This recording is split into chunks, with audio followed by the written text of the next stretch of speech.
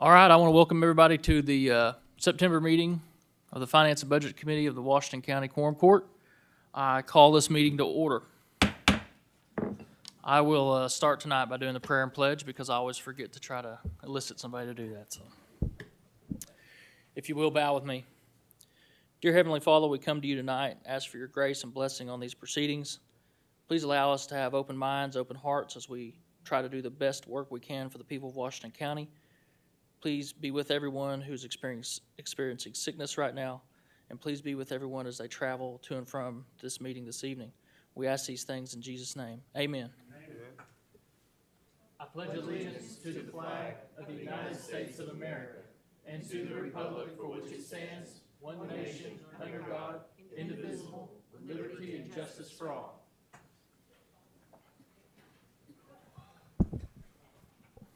All right, thank you very much.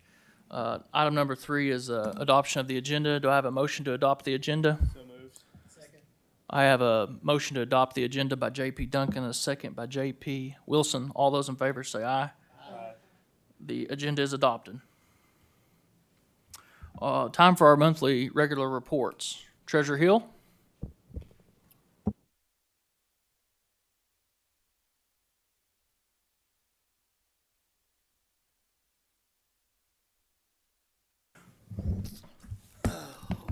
Already September. All right, 4.1. Treasurer Financial Summary. Not a whole lot to talk about as far as August. It's not usually a big revenue month. As you can see at the first line of general expenditures, outpaced revenues by quite a bit, but that's not out of the ordinary. If you look down to 1005, the Coronavirus Relief Fund, it's zeroed out now, and that money is in the general reserve. 2000 Road ended with $4.3 million in the bank, and jail ended at $2.6 million in the bank. At the top of the third page, we ended the month overall with $90,400,000 in the bank. 4.2, I added this report just for comparisons. If you look at that last column, 2021, revenue general is 23.6 compared to 21.1 expenses. Road is 8.2 compared to 6.6. Jail is 12.9 compared to 11.2. You can see the reason we have such healthy balances right now. But you can look at the 2 years prior and say that this isn't always the case. So 4.3, property taxes received, general fund. Last 2 months have been down just a little, but overall we're still up over 2020 by about 20%. 4.4, the 1 cent sales tax for June collections, 818,000 came in. That's a little over 7.5% above last year. And year to date, we're $800,000 above this same period last year. And this is the tax that will be affected by the new census. We almost have all the numbers. I'm not 100% sure yet, but I'm getting closer. It looks like right now we're at 18.39%. Looks like it's going to be 16.35% moving forward. And as far as, I use 2020 as an example, and it's $950,000 we will be down if compared to 2020, and 570 of that would be general, 380 would be road. So maybe not quite as bad as I had thought originally, but because Elm Springs, the reason I don't have it 100% yet, Elm Springs and Springdale are part of those populations are in Benton County, so I'm not exactly sure on and we can only use the Washington County numbers, so I'm not completely sure yet, but as of right now, that's about what it looks like. 4.5, the jail tax. This is not affected by the census at all. 14.5% for the year. That's over $1 million, and that's just through the first 8 months. So again, a big reason that jail has good, healthy balance right now. 4.6, the local distribution. As far as percentage-wise, the big winner was restaurants and other eating places. like electronics was the big loser, I guess. No, wait, that's drinking places, bars. So, kind of surprising because they were almost completely shut down last June, but we're not talking about a lot of money as far as on the comparisons. 4.7, the half-cent road tax, $170,000, over 10% better than last year at this same time, over 14% for the year. And finally, 4.8 quarter-cent radio tax. This is it. This is the final distribution came in, and for the one-year tax, we received $12.7 million. That's all I have. Questions for Treasurer Hill? J.P. Johnson. Thank you, Mr. Chair. I got an easy one. On your 4.6 chart, your percentages compared to 2020, are those year-to-date percentages or month-over-month percentages? Month over month? Month-over-month. Yes. Thank you. You're welcome. J.P. Wilson. Thank you, Mr. Chairman. I guess I was just trying to remember how much we anticipated we would collect for the radio tax. I think at the time, my best guess was 11 and a half. So, pretty good. Yeah, quite a bit better than I expected. Thank you. You're welcome. Any additional questions? Thank you, Treasurer Hill. Thank you. Next up, we got the employee insurances report. Is Mr. Driver here this evening? I don't see him. Okay, we look forward to having Mr. Driver back in due time. We'll move on to the Comptroller's report. Comptroller Worthen?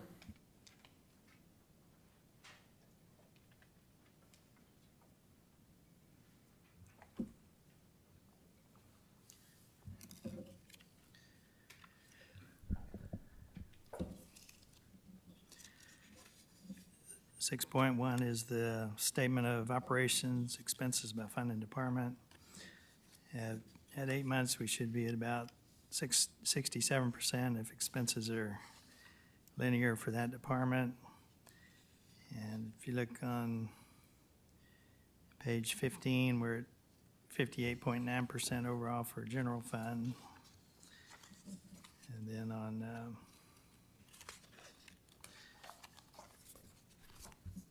page 19, overall for all the funds, we're at 50.6% of actual expenditures. Then 6.2 is the unappropriated reserve balance report. And the unappropriated balance, reserve balances for each fund is shown there and how they were affected by the ordinances that were passed in August. And the American Rescue Plan Fund, 3046, is showing a negative $750,000 because the revenue hadn't been recognized yet, which is on the agenda for tonight, and that'll get that fund to show the balance that's left in the American Rescue Plan Fund. Then the general fund is the net general after the jail negative unappropriated reserves is at 9.6 million. And that's all I had. Any questions for Comptroller Worthen's monthly report? I want to go a little bit, I didn't prepare you for this, for that I apologize. Can we bring up that, the budget summary overview that you've updated for us? Ms. Patty, can we grab that?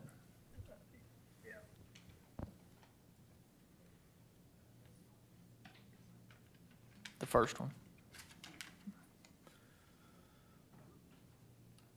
So I think everybody should have a copy of this, but if you remember at the outset of the budget, we had Comptroller Worthen put this together for us, and this is a summary of the budgets and new spending that was requested for this next year. He's updated that. Most notably, if you'll scroll down to the bottom there, Ms. Patty, and zoom in on that particular section there. So after updates from Treasurer Hill and Comptroller Worthing, we're showing a beginning general fund of unappropriated of 7.5 million. And then listed here are the new spending that has been requested outside of the normal budget. And so that comes down here to where we have a total ending balance. I just want to highlight that to everyone as we start rolling through the budgets. Do you have any comments on it, Comptroller Worthing? No, pretty well tells the story, I think, for general fund. Okay. And depending on what y'all approve will affect the final unappropriated reserve balance.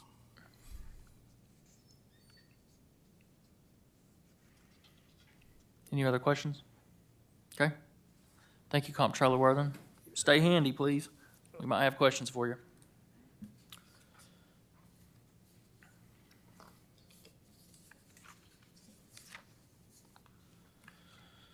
Okay.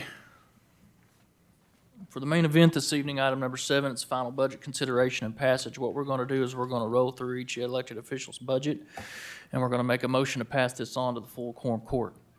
When we come to a budget that's requested new spending as outlined by the summary, we'll consider and vote on to whether or not include that as part of the budget, and then vote on the final budget to send to the quorum court. Does anybody have questions about that? First up is Treasurer Hill. If you need your budget book, I believe that's page 277.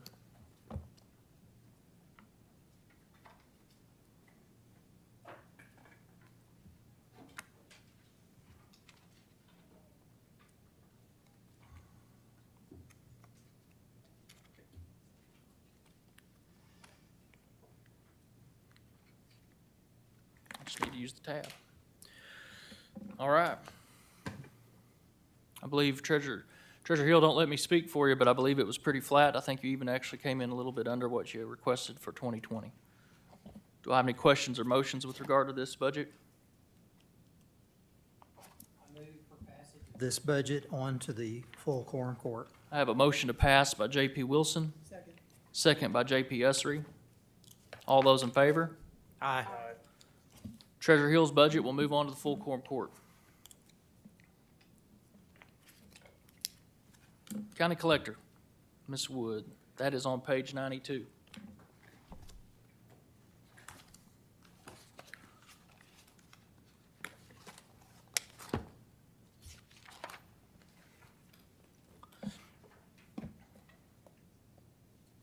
Are there any questions or motions with regard to this budget?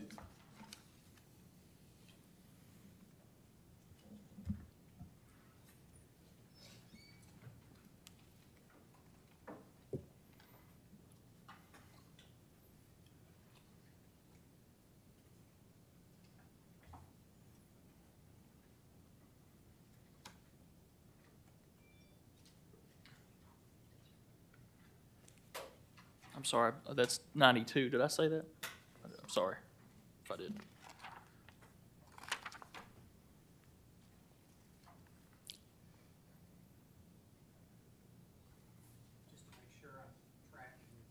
Asking for passage of the main budget and then any of the additional items will be separate, is that correct? That's correct. When we come to a budget that has additional requests, we'll consider, debate, and vote on those first for inclusion into the full budget or their particular full budget. And then we'll vote on the full budget depending on what we decide on that. So in this case, we're looking at the computer equipment and improvements other than buildings first, is that correct? Page 94.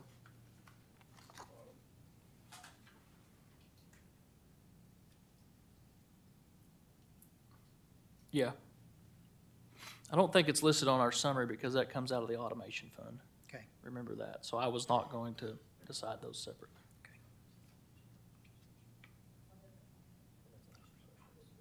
That's right. J.P. Duncan. I move passage. I have a motion to pass the county collector's budget for 2021. Second. 2022. I have a second by J.P. Wilson. All those in favor? Aye. That budget will pass on to the full quorum court.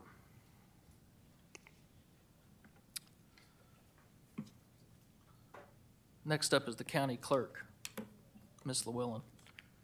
Page 99.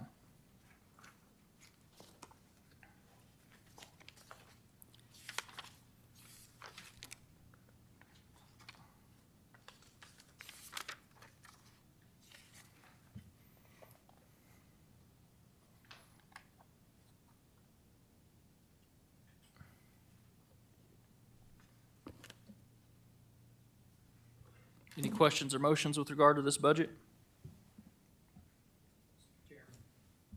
J.P. Wilson. Seeing no additional items on here and it's relatively flat, I move passage on to the full quorum court. I have a motion to pass by J.P. Wilson, Second. a second by J.P. Duncan. All those in favor? Aye. This will pass on to the full quorum court. Next up is Circuit Clerk, Mr. Sylvester. It'll be on page 40.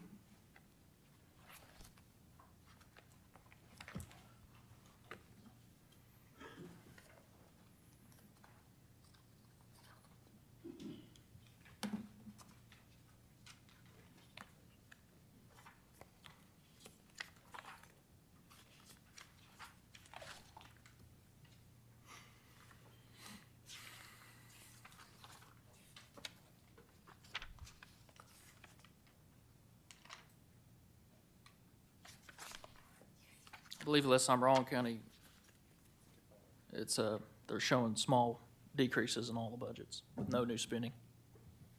J.P. Duncan, Move passage. I have a motion to pass the county clerk budget. I'm sorry, circuit clerk budget, Circuit clerk. excuse me, circuit clerk budget, second by J.P. Wilson. All those in favor? That will pass on to the full quorum court. All right. Coroner, page 97.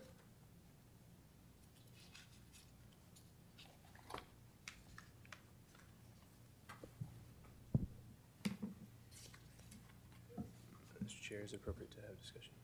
It is. J.P. Essery. Thank you. I spoke to the coroner earlier, and he had some other pressing business, and he's going to come back and talk to you. That's great. Appreciate it. Thank you. J.P. Duncan? I know we had talked about it, there being some of this, some of the budget request was COVID related and some of the increase in spending. So I assume that'll be part of the conversation at a later date too. Yeah, I believe moving forward, what we can do is, if amounts are reimbursable, they will be reimbursed from the American Rescue Plan budget at a later date. Okay. Coroner Morris? No, I'm here if you got any questions. Okay, appreciate it. Yes, Coroner Morris grabbed me before the meeting too and said he does have additional needs that we'll need to explore, but right now I want to pass this baseline budget. He needs at least, he's saying maybe a full-time staff member. So we'll consider that in the coming months outside of the normal budget. Do I have any motions with regard to this budget? Oh, sorry. J.P. Essery? I move they be passed as it's written. I got a motion to pass by J.P. Essery. Second by J.P. Wilson. All those in favor? Excuse me, Chairman, why are we not having public comment before you vote? These are not ordinances or resolutions. Well, you're passing it on to Thank you. I appreciate it. I appreciate your comments. violating. We'll move on. What I showed next is Circuit Court 7, Judge Joanna Taylor. It'll be on page 85.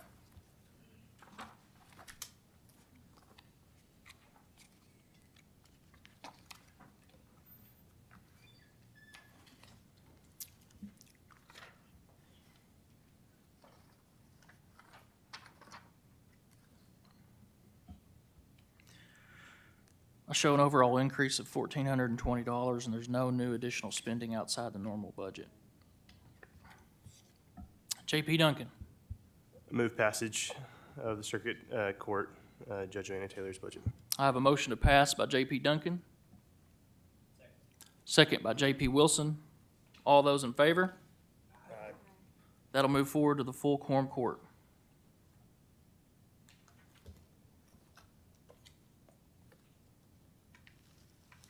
Prosecuting attorney, Prosecutor Durrett, that's page 216.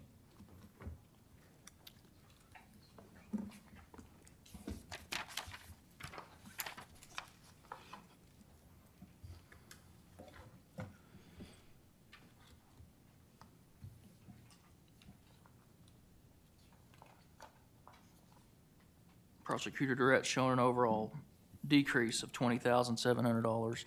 I will also add that I believe Prosecutor Durrett and us are still exploring the possibility of maybe adding some temporary positions out of the American Rescue Plan, so I'll just mention that. There is an offset. Well, I don't know if the savings will be offset. Or if it got caught up in the whole personnel issue, but I had submitted a request for some grade changes for a couple of employees. Got approved by JSEP, but then it didn't get approved any further, so it's not reflected in the budget, and I don't know if it'll be reflected. It's not reflected in this package, so I don't know if it's going to be reflected in the overall budget or what, so. What I request all elected officials to do is, I think we've all committed ourselves as a quorum court to move up the salary ranges and also give merit-based raises this year. Okay. And then let's revisit all those grade changes that you need. Does that make sense? And Yes. we'll consider those. Okay. But yes, I we'll just, absolutely. I just wasn't sure where that stood in the whole, in the process. So I just wanted to make sure that that was out there, so. I that's fine. appreciate it. Yes, sir. All right. I hope everybody understands at some point you gotta draw a line in the sand Sure. and try to freeze everything so we're not hitting a moving target. And that's kind of what we've done, and we've tried to be as expeditious as we can on our part to get through it all, and then consider all these as moving forward. Thank you, Prosecutor Durrett. All right, thank you. JP Duncan, I move passage. I have a motion to pass Prosecuting Attorney Durrett's budget. Do I have a second? Second by JP Essery. All those in favor say aye. That'll move forward to the full quorum court. County Assessor Hill, that budget is on page 32.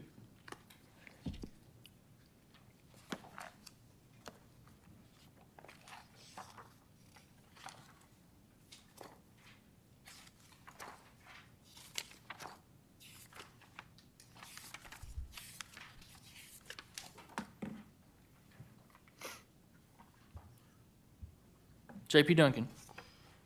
So on the main budget for the general fund assessor's budget, there's obviously a $40,000 increase. Is that only 9% of that impacts the county? Is that correct? Yes, sir. Assessor Hill says yes, sir. I move passage. We've got a motion to pass by JP Duncan. Second by JP Johnson. All those in favor? That will move on to the full quorum court.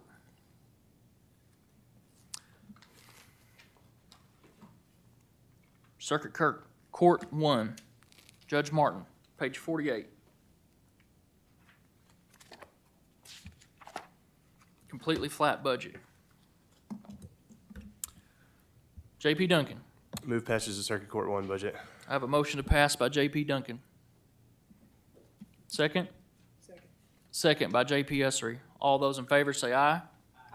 Those opposed? That'll move on to the full quorum court. Circuit Court 2, Judge 3, page 50. Judge 3 got a little handsy and asked for another $100. JP Duncan. Move passage of Circuit Court 2 budget. I have a motion to pass by JP Duncan. Second by JP Wilson. All those in favor say aye. Aye. Those opposed? That'll move forward to the full quorum court. Circuit Court 4, Judge Beaumont, page 75. Is that right?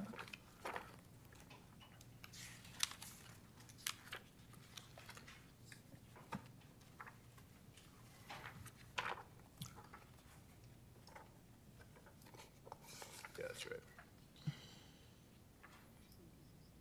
3% decline. A $300, 3% decline over the prior year. No new spending. JP Duncan. I move passage. I have a motion to pass by JP Duncan. Second? Second by JP Wilson. All those in favor? Those opposed? That'll move on to the full quorum court. Circuit Court 5. Judge Story Bryan, that'll be on page 80.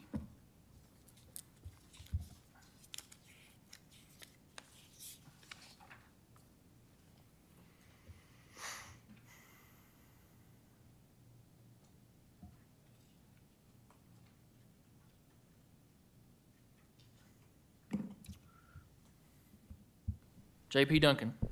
Looking back at my notes on this, just for the fellow JPs, there was an increase in food that was driving an increase in budget, and then also the number of jurors and witnesses. That was over half of it was the jurors and the need to hear jurors. So there is a increase, but it's necessary that we hold court. So I move passage. I got a motion to pass the Circuit Court 5 budget by JP Duncan, second by JP Wilson. All those in favor? Those opposed? That'll move to the full quorum court. Circuit Court 6, Judge Mark Lindsay, that's page 82. JP Duncan. Judge Lindsay's budget is flat. I move passage. Got a motion to pass by JP Duncan. Second by JP Essery. All those in favor? Aye. Those opposed? That'll move for the full quorum court. The Public Defender's budget, page 224.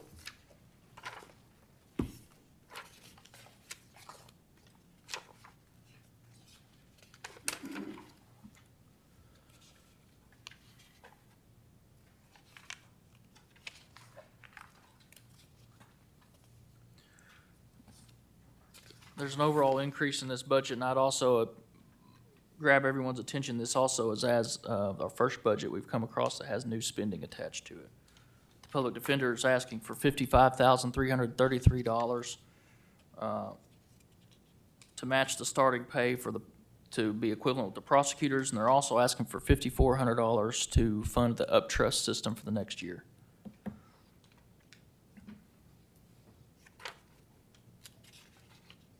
Any comments or discussion? JP Johnson.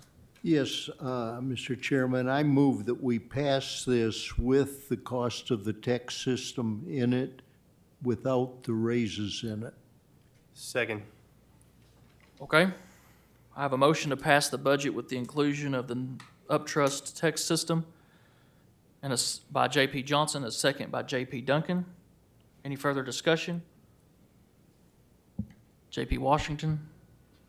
Thank you, Mr. Chair. So if we pass this without the cost of the salary increases, then what do we do to make sure that the salaries of those prosecutors are on par with what we see around the state, or actually what they should be making? Do we have a plan for that? Are we saying that they're not going to get raises? What's the contingency plan?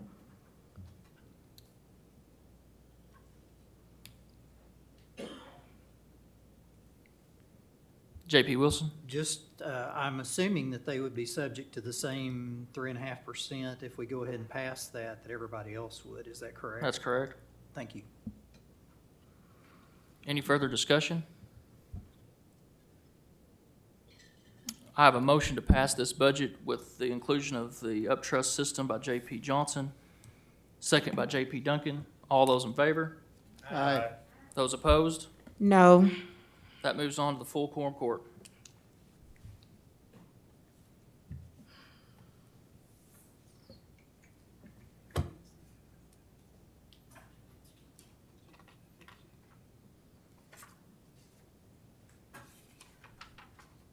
Election Commission, page 211.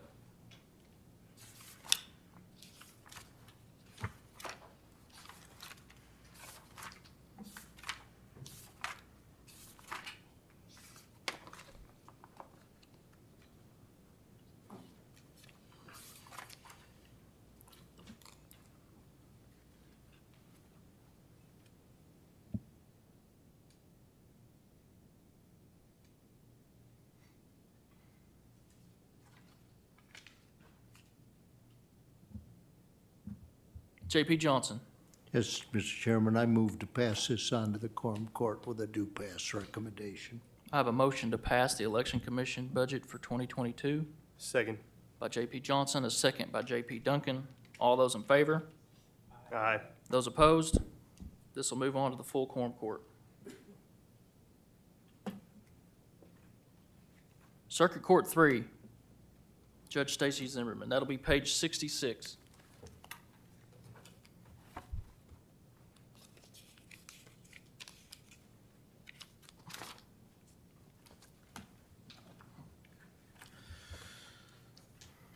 This budget's relatively flat, and while this particular budget's not asking for any additional spending, I want to remind everyone that this is intrinsically related to the Circuit Court aid budget, Judge Warren's budget, who had asked for $584,577 in new personnel and $106,000 in office renovations to house that new personnel. Do I have any discussion about this budget?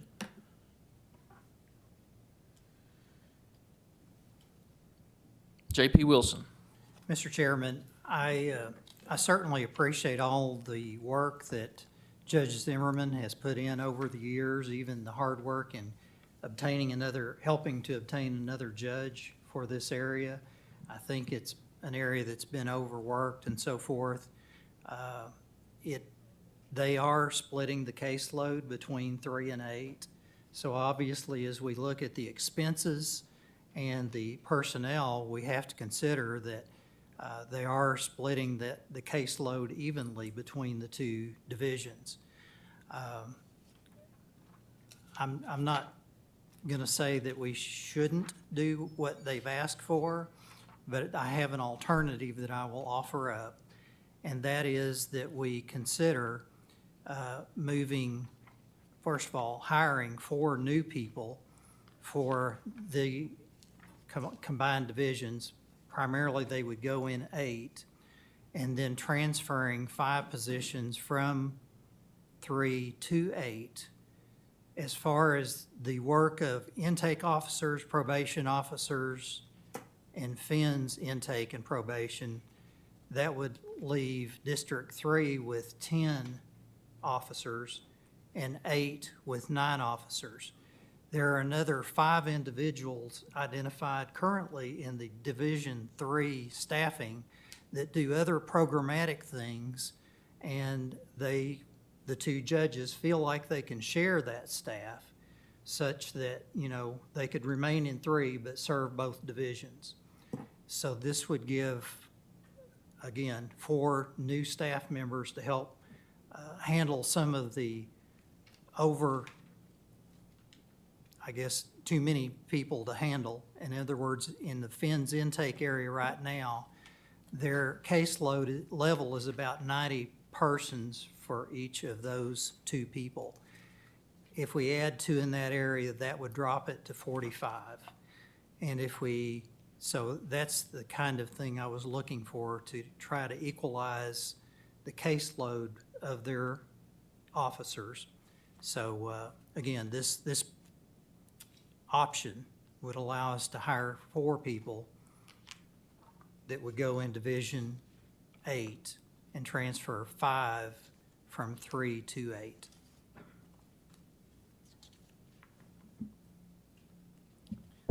The approximate cost of hiring the 4 individuals would be $147,000 rather than the $400,000 or $500,000.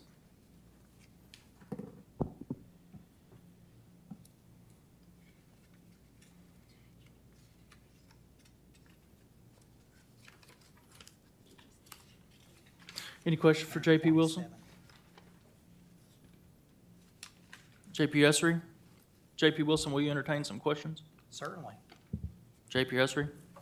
I'd like to know what the 2 individuals, the 2 judges involved, are they part of this process, or? J.P. Essery, they still advocate for the $406,000 increase in staffing for District or Division 8.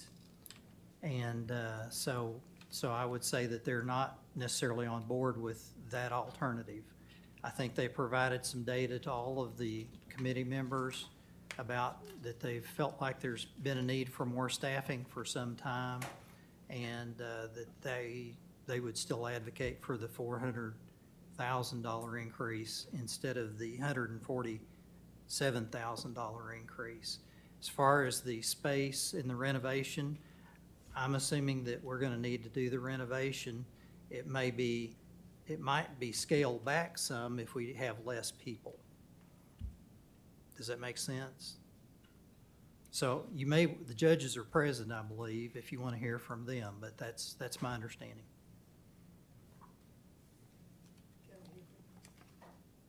Do you have questions for them? I want you to have questions for them. Well, my question is, will 4 be enough? And if not, later in the year, can they come back if they see that it's not? Yeah, I mean, I think absolutely anybody can come to the budget committee at any point.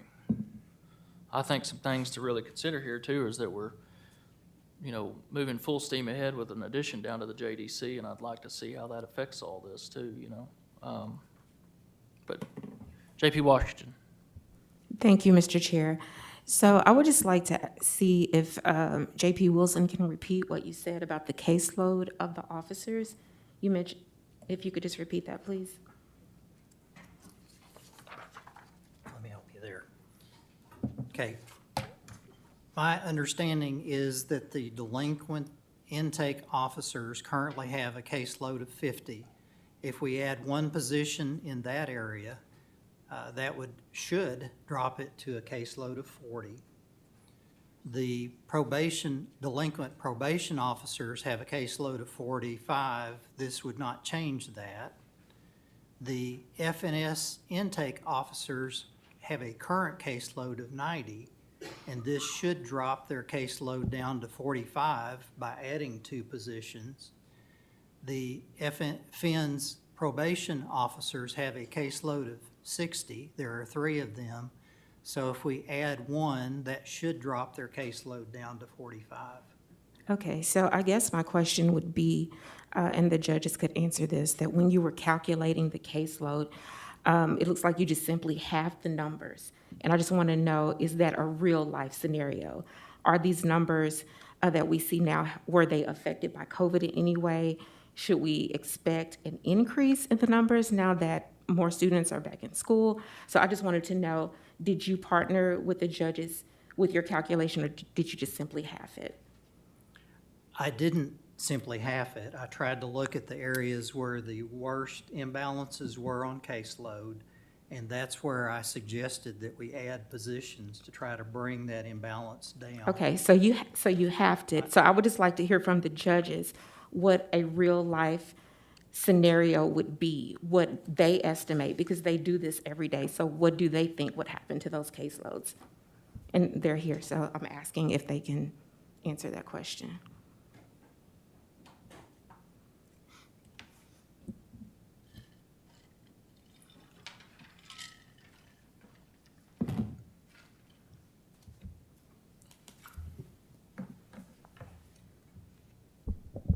Thank you for letting us come and visit about this important issue. And so as far as the caseloads, I think that Judge Warren and I touched upon it the last time about the COVID numbers going up and the huge increase in the family in need of services petitions that are filed and requested by the schools.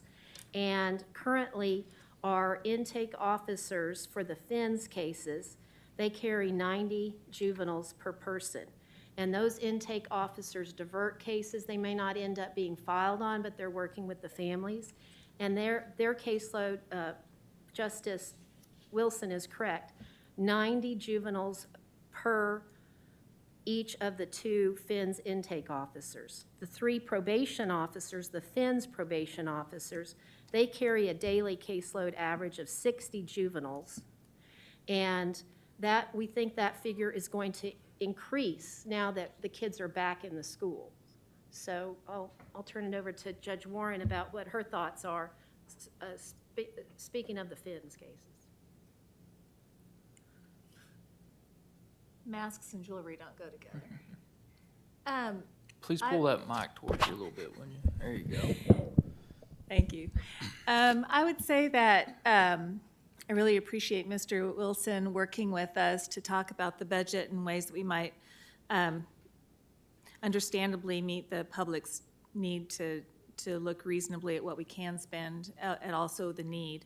I think that I would reiterate that where I see the greatest impact on the juvenile court is in the FINS cases because the truancies have greatly increased. And so I think that it is appropriate to think about the most important need for increase in the FINS officers area. And I can say personally that my ask was for about 10 officers. And so I think Mr. Wilson's proposal here is workable for me from that standpoint. I think that I can make that work. I think that Judge Zimmerman has a better take on the actual caseload, and I respect her opinion about the increased need that we will have. But if Mr. Wilson's proposal is what the committee can see fit to do with the resources that are available at this time, I think that I can make that work. Let me ask you a quick question. From all the research and stuff, the data you guys were giving us, and it sounds like you're saying that tonight, the FINS officers are where the most critical need is. Would you both agree with that? Yes. Okay. Any other questions for Judge Zimmerman or Judge Warren? May I just add that when you're looking at the salaries of the Judge Zimmerman, you got to pull that microphone over towards you. Thank So you. when you're looking at Division III salaries, and we talked about that with Justice Wilson, that the state reimbursed in 2020 for juvenile officers $235,495, and that went into the general fund. And then we looked at it in 2019, and it was $180,000. So there'll be reimbursement back to the general fund that's not reflected in either of our budgets, but just wanted to throw that out there. Thank you. Thank you.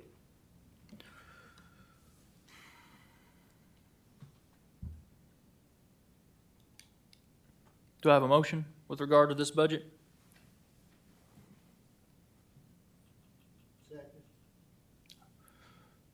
I need the original motion.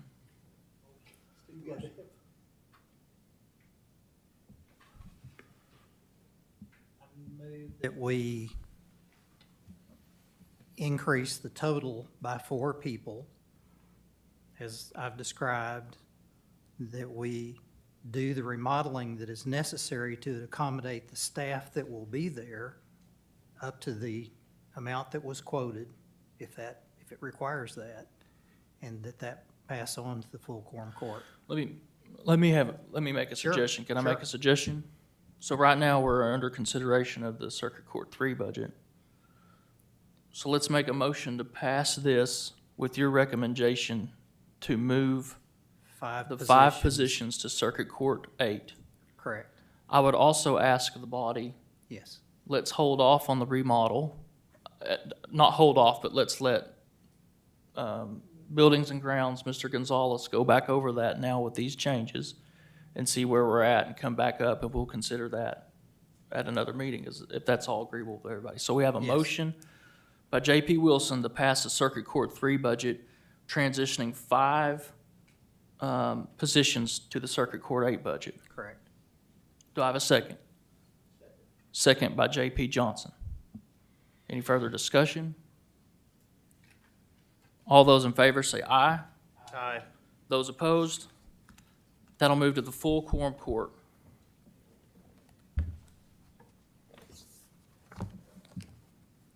Circuit Court 8, Judge Warren, of course, we just went through that. Do I have a motion on this? J.P. Wilson, you want to carry? Hit your mic, please, sir.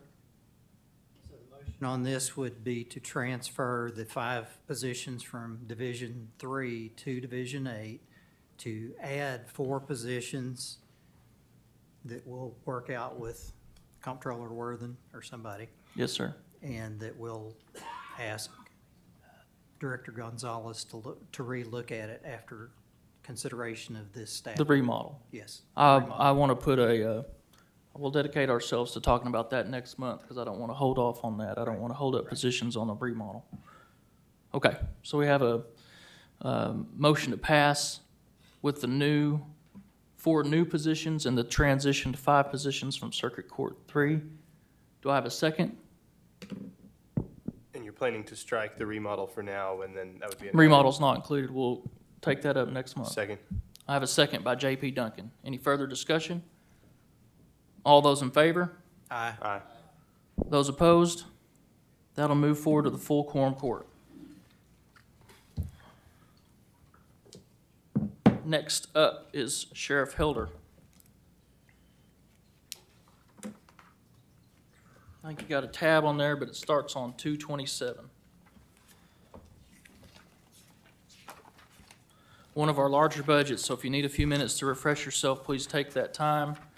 I will also point out that Sheriff Hilder had asked for $459,692 of additional spending. That was $260,678 for a taser upgrade and 6 new vehicles at $199,014.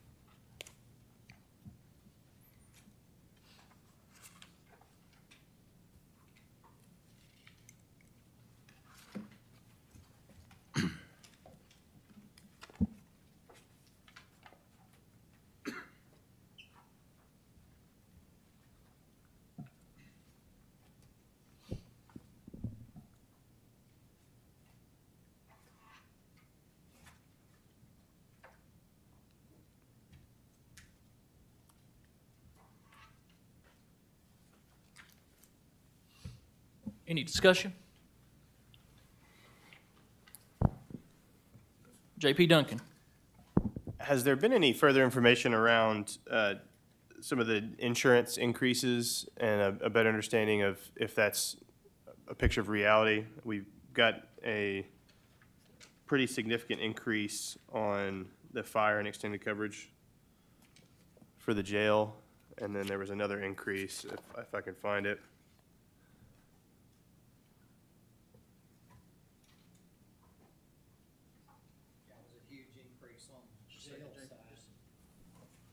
It was a huge increase on the jail side, but in the judge's budget, those increases were much less. Comptroller Worthing, you haven't gotten any new words about any insurance increases. I think what concerns the justices, we're not being uniform across the budgets. Some people are really increasing theirs a whole lot, some people not so much. You don't have any input on that this evening? Thank you, Comptroller Worthing. J.P. Rio Stafford? Thank you. I have a point of order about the proceedings right now. I've just pulled up our ordinance here. Section 231G, there shall be a 12-minute public comment period before a vote on any proposed resolution or ordinance during any regular or special meeting of a committee of the quorum court. Well, I appreciate that, but we're not passing ordinances or resolutions. There'll be a public comment period at the end of the meeting. I'm sorry, you just told our member of the public that this was a resolution. This is not a resolution or an ordinance. If I misspoke, I apologize about that. What are you passing if it's not a resolution or an ordinance? We're passing a recommendation to the full quorum court that will be drafted into an ordinance of the full quorum court. Is a recommendation not a resolution? No, it's not. Do you have any other questions? No, but I think you're violating the rules here. Well, I appreciate it. Thank you very much. Any other discussion or questions on the, Comptroller Worthing, will you come up here a minute? I have a question for you. I might have answered my own question, but the jail's not listed on our general fund summary. Is that because we consider that a special fund?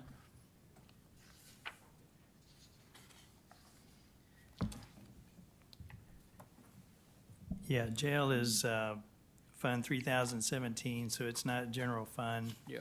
And they have their own revenue source from the sales tax, but since their budget's more than their projected revenue, that's why they show a deficit. Correct. So that's why it's not on the general fund summary, but all the 3,000 funds are special project funds that have their own source of revenue. Thank you so much. So I want to also clarify a comment I made earlier. In addition to the tasers and the vehicles the sheriff's enforcement side wants, there's additional listed in the jail budget. $200,000 for detention control system and HVAC rooftop replacement. And I believe there's automobiles in this budget also. Just be aware of that while we consider it.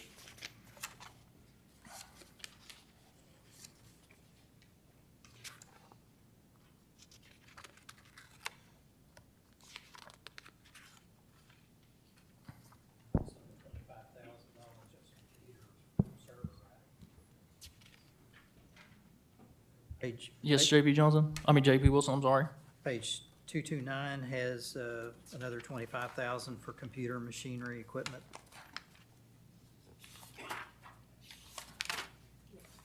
Yes, sir. JP Washington? Thank you, Mr. Chair. So I just have a question, or maybe it's more of a comment about line 3006, the 10% increase in operating costs to the medical, dental, and hospital line item. And so it says here in the explanation that, that the provider has to procure a large portion or has to procure their own personal protective equipment, and that they also may need to have an additional person to help with the amount of paperwork. But what I didn't see an itemization of that. Every other department that needed increases, they actually itemized those. And so this just says a 10% increase, but there's no dollar amount attached to any of what they say there's an increase in the operating cost for. And I was wondering if we could get that, if we could get some numbers and not just a percentage.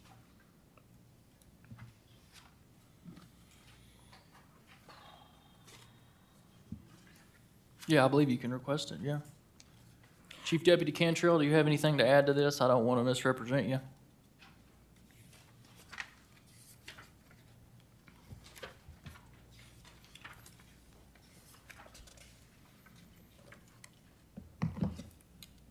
Thank you, Mr. Chairman. The medical dental is a contract through Karis Correctional Health, and so that was just their increase that they gave us for their contract. I don't know that they broke it down into what they needed.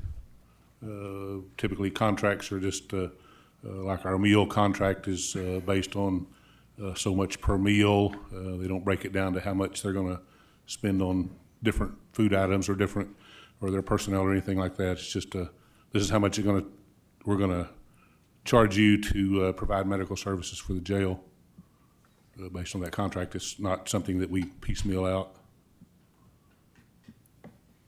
Thank you, Chief Deputy. You have further questions for him? Yeah, so they don't give an estimation of what portion of that 10% will be used for the COVID-related expenses and what portion will be used to have additional staff. They just say, we're going to charge you 10% more. Yes, that was what their people told us, that to expect a 10% increase for the medical and dental costs. They did not ask for an increase last year, but I assume they have to pay their people more money, and the cost of supplies and services are more expensive for them, I assume. Thank you. Chief Deputy Cantrell, I've got a quick question for you unrelated Yes, to sir. that. With regard to the tasers, at the meeting, there was some talk about whether we could break that up over, I believe it was 4 or 5 years, or do we need to budget the whole amount? Do you have any more? I see, Yes, I think the price is the same if we pay it all at once or if we pay it out over a 5-year period. It would just be a capital expense if we did it all in 1 year, or more like an operational expense if we did it over a 5-year period. Okay. So it's just over 80,000, I think, I isn't see, that? I'm sorry, I don't remember your title, sir. Yeah, Captain Augustine Captain Augustine? has all the details on the Okay. TASER program, but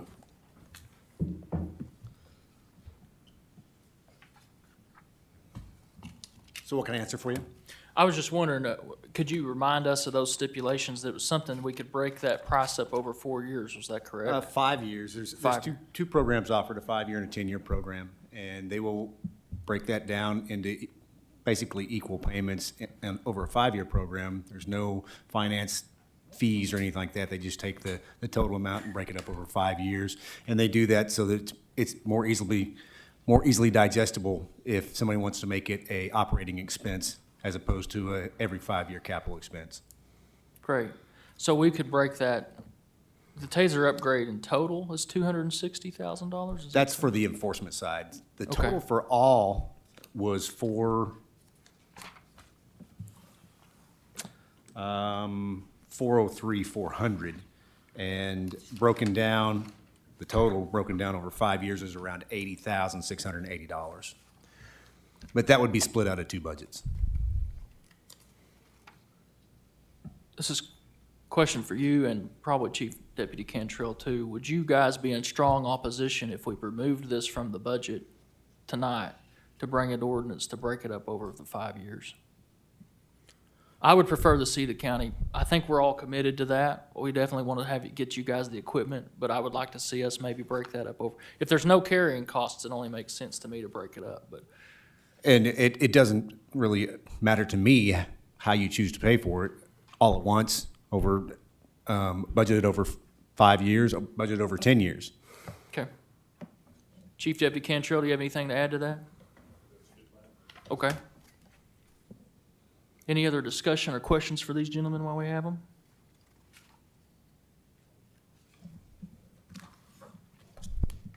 We got, just a second, hold on just a second.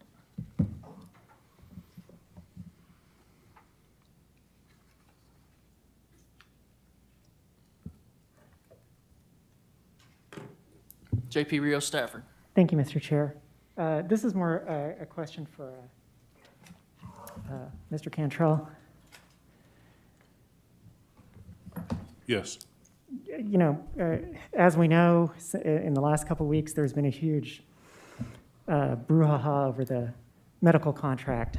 You know, in light of everything that's gone on and this happened, you know, considering this 10% increase, one of the things that I learned that came to light is that the last time this went out to open bid was in 2015. And the contract has just been renewed every year since then. Has there been any thought or discussion in light of everything in the Sheriff's Department of putting this contract out to open bid, since it has been a number of years? We haven't given it much consideration because just in our anecdotal discussions with other providers, they tell us that for the coverage you get and for the amount of medical care that your detainees are getting, there's no way we can get close to that cost to doing it for what they're doing it. So we haven't given it very much consideration at all. Okay. Thank you for the answer. You know, I would say, you know, even if it, you know, comes back, you know, to status quo, you know, it might be worth putting it out there to open bid, you know, because you never know, you might be surprised. Thank you. That's something that we could certainly look into, but probably too late in this cycle to get it for this budget year. But I suppose we can get to work on that and get some specifications drawn up and try to get something put out next year and get some input from other providers. Yes. Thank you, Chief Deputy. Any other questions?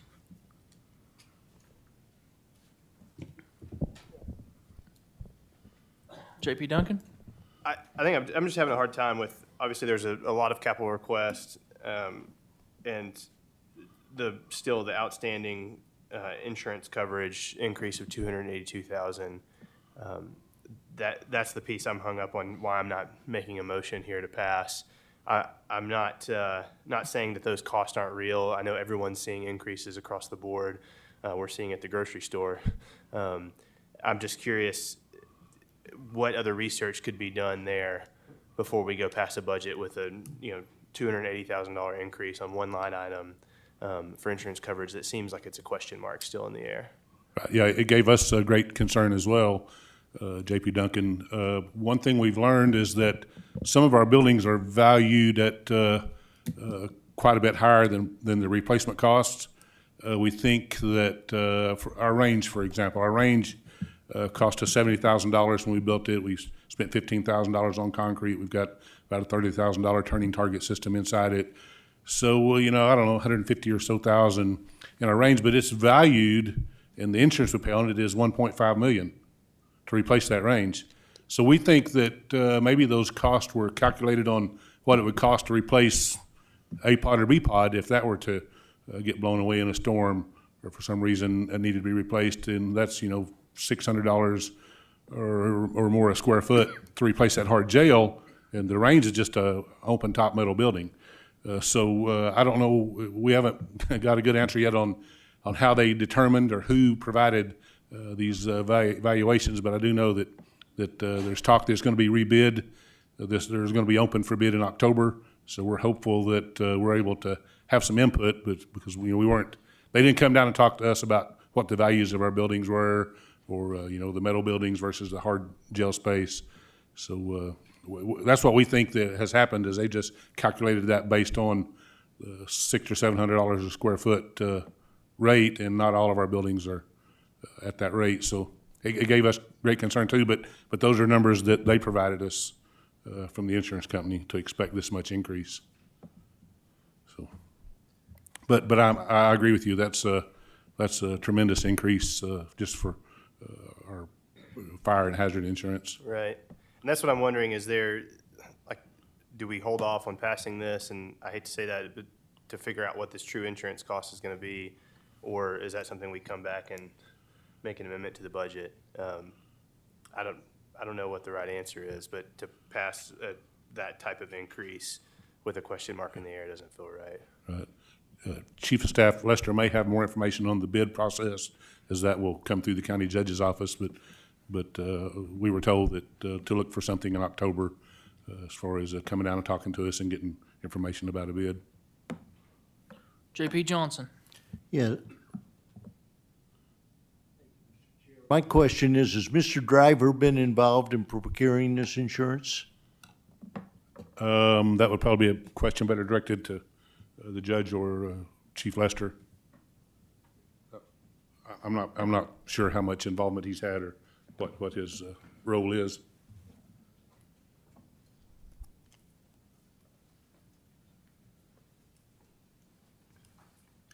Are you talking about the insurance that we currently have, or the process to bid out? No, the fire and extended coverage. I mean, I've got the same problem that J.P. Duncan has. I mean, we're very, very inconsistent in the increases throughout this budget. And my question to Mr. Driver tonight, if had he been here, was how do we procure it? And how are the buildings that the county owns insured? Because it would seem to me that the increase in the premium should be consistent. I don't disagree. And I don't know what the insurance company's calculations are, how they got to that point. We are going to put out for bid, the insurance, property and casualty insurance. My thought would be, because I know that, you have set a goal of getting the budget and everything taken care of. I think it's going to be pretty obvious that we know what our insurance is going to go up, what it's going to look like if we stay with the same provider that we have. Our goal would be to get that quite a bit lower, which you could come back in, at any time and take unnecessary, unused money that are in these line items back out of budgets and put them back into the general fund. But as far as the procurement of that goes, we will do, yes, Mr. Driver will play a part because he's our insurance consultant. We will put out a robust procurement bid package and send it out and try to give as much time as possible to have insurance companies come in, actually walk our buildings, look at what we've got to get us the best rate that they can get us. And so that's my plan. When we first knew that our insurance was going to go up so much because of $3 million in roofs due to a hailstorm, it seemed Well, honestly, it seemed a bit excessive to me. And then looking at, well, hey, what if we just say we'll withdraw our claim? We'll pay the $3 million or whatever it is that you were going to give us out of pocket to replace our roofs to keep our insurance low. And they said, no, too late. Because now that you've made the claim, that's, we know it's out there and your rate's still going to go up. So, I don't really have a good answer for you because I don't know, and insurance is not really my thing. So I apologize.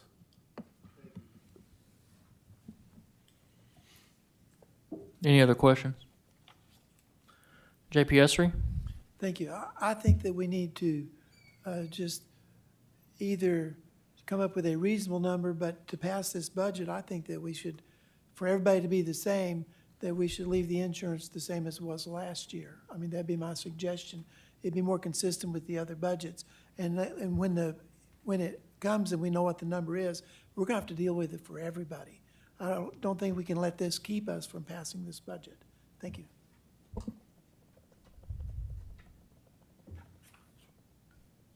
Any other discussion? We ready to make motions?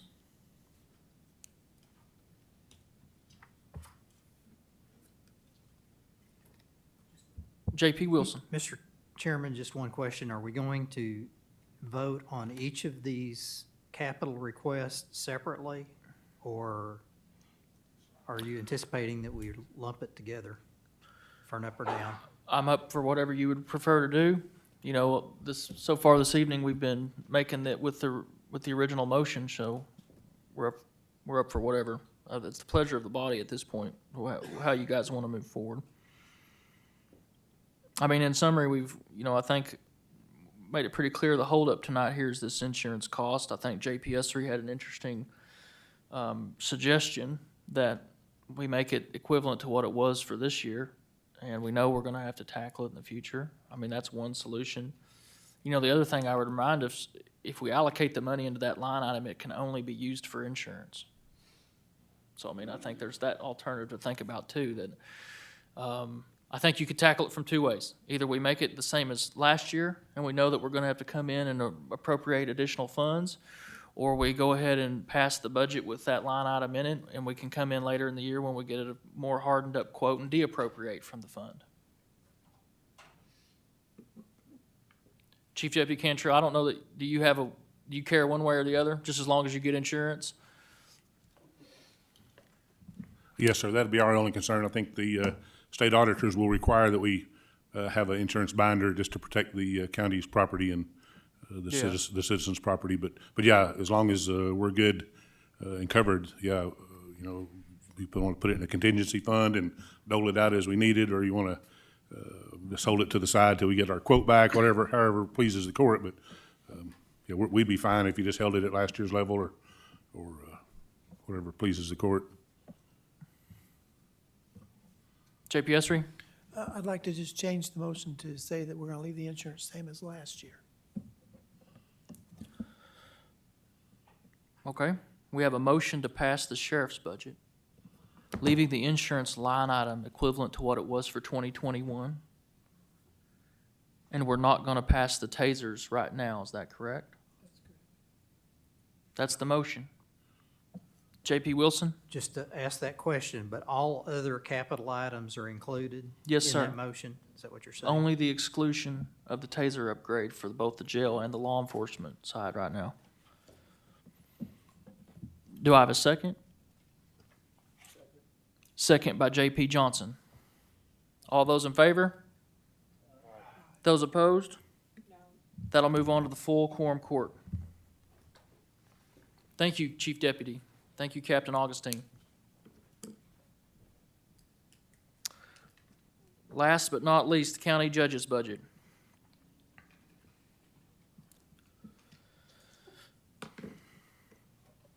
I will give you guys a couple of minutes to refresh yourselves and look through your books. While we do that, I will point out that we have several new spending requests. There was a $68,129 request from Buildings and Grounds for 2 new janitorial employees, Information Technology is requesting $64,374 for software support specialist for the purchasing program. Also, they're requesting $42,869 for replacement of the JDC camera server. The animal shelter is requesting $52,810 for an administrative assistant and labor to clean the kennels. I think that's it.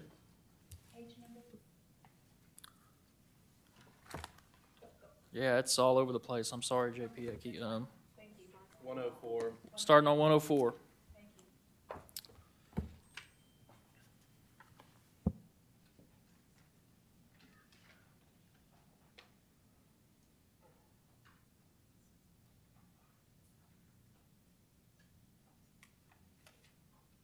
JP Duncan. So I know we had talked about, I'm just going through the different capital requests, because you look at budgets, in general, there's not significant increases. It's the capital or new positions that are the big increases. As I look at like the janitorial request and the buildings and grounds budget, a lot of that seems COVID-related. I don't know how we can fund that through American Rescue funding, but it seems like that would be an appropriate avenue to fund that. It seems like a reasonable request based on what was presented. The other request I'm looking at too, sorry, I'm jumping back. I think it was the animal shelter was requesting new positions, and that was because also COVID related, because the 309s couldn't come down to help with that labor. So that also seems COVID related. I don't know if that's as directly, we're not allowed to use labor we previously could. COVID has been the impact there. So those are the two for at least the animal shelter and the buildings and grounds. Chief of Staff Lester.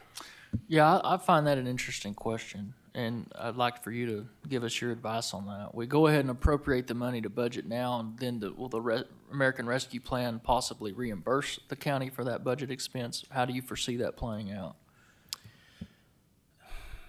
You know, I can't say for sure because we've not got the final rule. We have an interim final rule, but they've not issued the final rule, I don't believe, or if they have, I haven't seen it.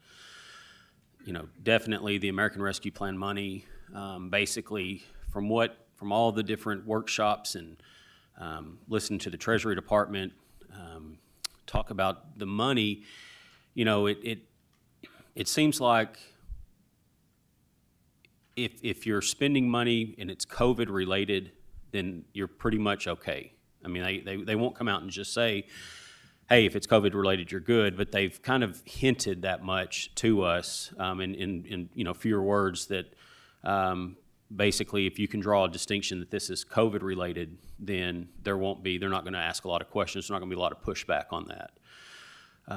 Their guidelines aren't super clear on what you can do. They're very clear on some things you can't do, but they're not just, you know, a lot of good solid lines on what you can do.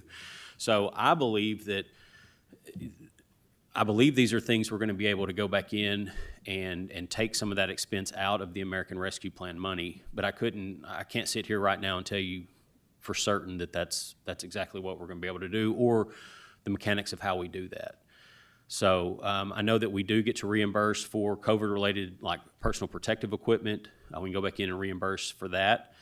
I don't know that I've really thought about or looked into the employment aspect. And, you know, there was a lot of talk about doing some bonus type pay, some COVID pay. You could do that for people that are frontline workers and essential employees.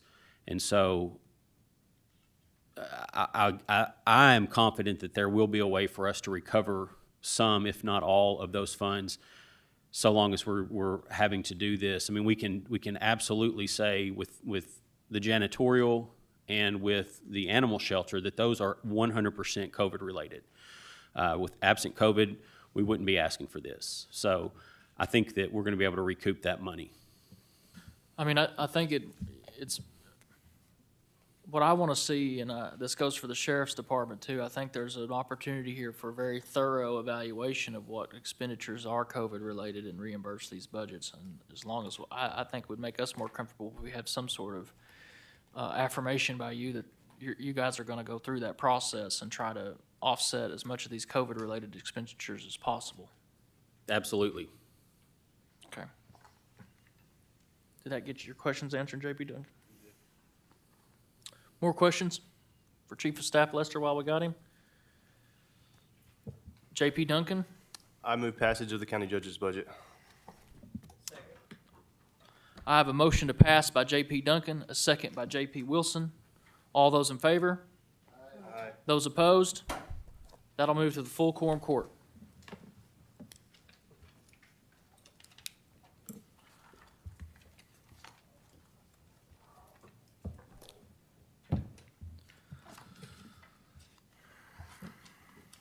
Item number 8 is an ordinance appropriating $256,000 from the American Rescue Plan Act Fund 3046 to pass through payments line item in a 2021 American Rescue Plan budget for the Homestead subdivision. JP Wilson?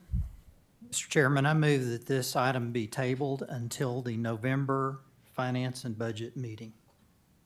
JP Wilson has made a motion to table until the November meeting. Second. I have a second by JP Duncan. Any discussion on that? All those in favor? That'll be postponed to the November Finance and Budget Committee meeting. Item number 9, an ordinance recognizing revenue in the amount of $23,229,635.50 in the American Rescue Plan Fund 3046 and appropriating $23,229,635.50 to the Federal Coronavirus Relief Fund revenue line item in the American Rescue Plan budget. JP Wilson? Not sure why my name is on this, to be honest with you. I just thought you were the most popular. Oh, What this is this is an ordinance, basically to create the line item for the American Rescue Plan. If you have any other detailed question, I'm sure Treasurer Hill would entertain us. I move that we do this. I move, JP Wilson has a motion to pass item number 9. Second. Second by JP Usry. Any further discussion? Public comments? All those in favor? That will move on to the full quorum court. Item number 10, an ordinance recognizing additional revenue of $31,167 in the JDC Grant Fund and appropriating $31,167 from the JDC Grant Fund to the Juvenile Detention Center Grant in Aid 2021-2022 budget for 2021. Any questions or motions? JP Duncan? I move passage of 10.1. I have a motion by JP Duncan to move item 10.1 to the full quorum court. Second by JP Wilson. Any further discussion? Public comments? All those in favor say aye. Those opposed? Item 10.1 will move to the full quorum court with a due pass recommendation. An ordinance anticipating and appropriating revenue of $30,000 in the AOC Juvenile Court Grant Fund for 2021. This is another grant for the AOC Juvenile Court. Do I have any? JP Duncan. I move passage of 11.1. I have a motion to move 11.1 to the full quorum court with a due pass recommendation. Second by JP Wilson. Any further discussion? Public comment? All those in favor? Those opposed? That'll move to the full quorum court with a due pass recommendation. I have a couple comments there before we wrap up this evening. Miss Patty, I know I got you jumping around, but can you pull up that, the general fund, I'm sorry, I lost it, the summary that has the totals at the bottom for our general fund? While she's doing that, I want to thank each and every one of you on this committee for your work. I know this, the budget's always a massive move, and it requires a lot of communications. I want to thank our elected officials for working with us and giving us all the information. You know, it's a big feat. If it's not in the budget, that doesn't mean we're not here to support you. We want to continue to have these conversations throughout the end of the year. We know things change on the fly, but I just really want to thank everybody. Ms. Patty, can you zoom in on that bottom portion again for me, please? I want to highlight a couple outstanding items that we know we have. The first off is the The sheriff's step raises. That's going to be something that both personnel and our body will have to handle in the future. There's some amounts in here, and I invite you to start having discussions with the sheriff's department about what's going on there. And then also, we've committed ourselves, I believe, through a recommendation through the core of court, and in concert with the personnel committee, to raise all of the salary ranges by 10% and implement a 3.5% merit raise. And that amount's listed on here. Even though we have not, memorialized that in an ordinance yet, I wanted us to have those amounts there to see how they're affecting the general fund. That will be passed through budget controls. That will be written into the budget controls through our recommendation that we voted on in a previous meeting. With that, we'll move on to the public comment section. We have a 12-minute public comment section with 3 minutes per person. Public comments?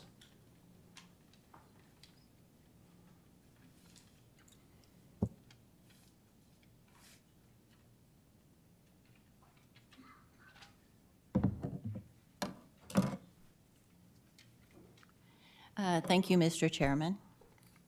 My name is Beth Koger. I live in Fayetteville, Arkansas. I'd like to bring your attention back to when Coroner Morris was here for his budget, and he asked for some additional help.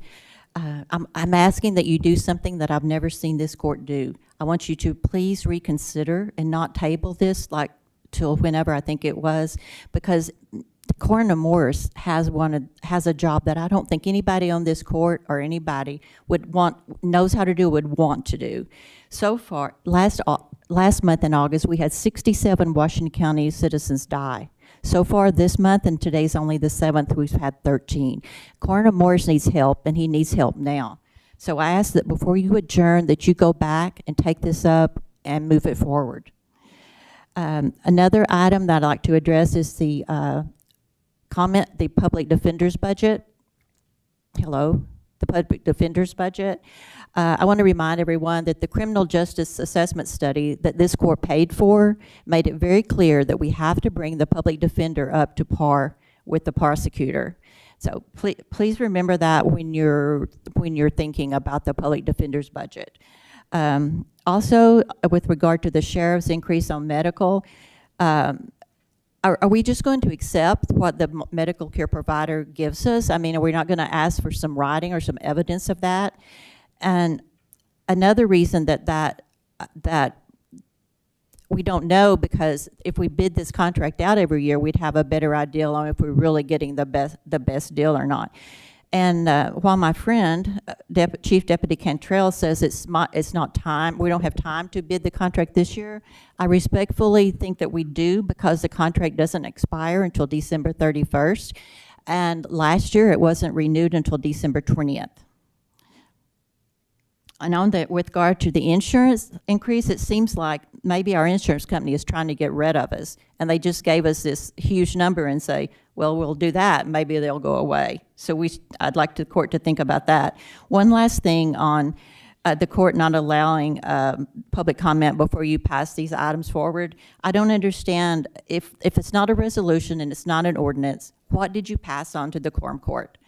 And I would encourage you to think about that, because I think if your actions tonight were challenged in court, I don't think they would stand up, because you violated your own Washington code.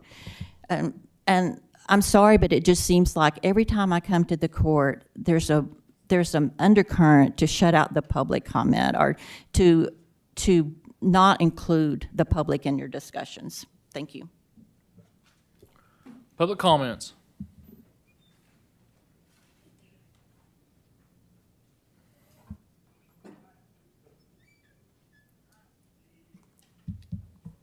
Hi, Sarah Moore of Fayetteville, Arkansas. I know that this committee wanted to have an orderly process for the budget, and sometimes efficiency gets in the way of digging in really deep and having really robust conversations publicly about some of these budgets. I understand that there's been one-on-one conversations that have been had with department heads, and I'm appreciative of the work and the diligence that happened there. But at the end of the day, the budget conversations that the public has been a part of, where we've had questions, we've not been able to publicly hear what conversations are about individual budgets. And what the public can't see on YouTube right now, or what they're watching, is that unfortunately some of the justices of the peace that were attending are now walking out during public comment. And I want to talk about the lack that the public is feeling, the community at large is feeling about the receptivity with our JPs when folks are reaching out by email and in good faith, reaching out with data and facts and have extensively researched and are asking you in good faith to respond, not getting responses. When they do come again and get the confidence, feeling very intimidated in this room, which has a very, like Ms. Coker said, an undercurrent that they're not welcome here, and they step up and they speak to you and they feel that their words are unwelcome and are not well received. Whether or not it's challenging or encouraging to you, I would hope that we create a better air of listening to everyone in Washington County and valuing them as part of the conversation. One of the things that Judge Wood spoke about was that we were going to try to have some conversations with the community on the American Rescue monies before we went forward spending. But we are working on different ordinances to move forward that could end up spending a great deal of those monies. I would like to encourage the court to please pause and to have those conversations here in public. Again, you might be having these conversations one-on-one with department heads, but I'd encourage us to come into the public realm. Arkansas Justice Reform Coalition is actually going to be holding a series of 6 cookout community conversations where we actually are going to talk to the public and let them vote for where they'd like to spend their American Rescue monies. All of the JPs are very welcome to attend. We hope that you will attend as we reach out to you and try to coordinate a time that might work for your schedule, as I know everyone's busy. But we think it's important to break bread together, to actually have full dialogue, to understand that we are in the same community together and that this impacts all of our lives and we all want to live in a great community in Washington County.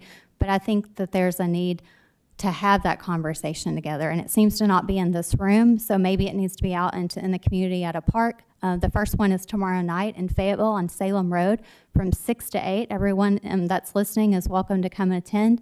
We invited the Fayetteville JPs to come.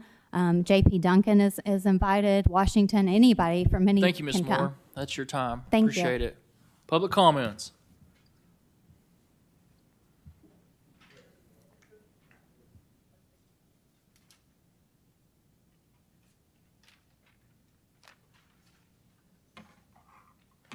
Hello, I'm Dinah Nash. I live in Fayetteville. Thank you for letting me be here. I'm a retired criminologist and sociology teacher. What is the dollar amount of the pending evictions that were COVID-related in our county? Does anybody know? Ms. Nash, this is an opportunity for you to address us. Okay, With so comments. it's not going to be a dialogue. No, there's not. All right, I will just leave this list with you, and you can consider it later. Thank you. But so I'll go on. So what is the amount of American Rescue money that has been allocated to cover those evictions? And I'm worried about landlords and tenants here, so that's my focus. So secondly, what is the line and section of the American Rescue Act which gives the legal justification for using public money for bailing out a private developer whose development is deteriorating? What are some examples of legal precedents for the quorum courts of Arkansas to use money meant to keep people from being homeless and landlords from foreclosure for other purposes? What is the legal precedent for that? And what is the reason this court is said to be ignoring the independent third-party study of our criminal justice needs and recommending an expansion of beds for the county jail? Thank you. That is my comment. Thank you, Ms. Nash. Thank you. Public comment.